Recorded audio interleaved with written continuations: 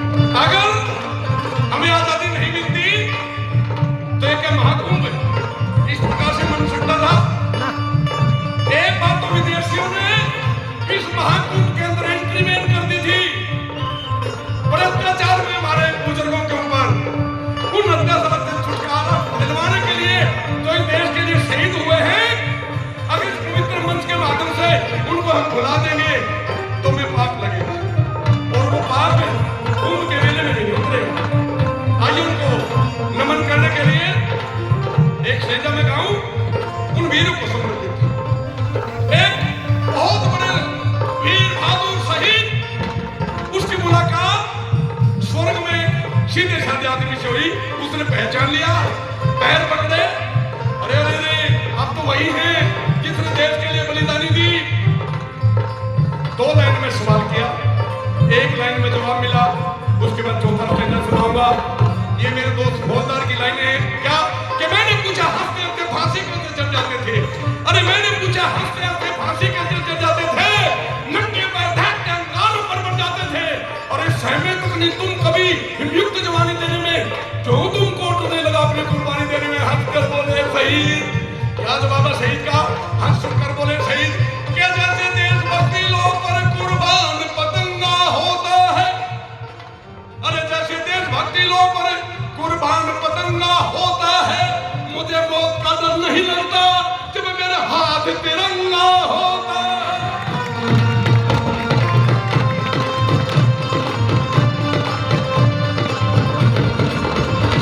मेरे हरियाणा के, इस भारत के, हरियाणा के इस भारत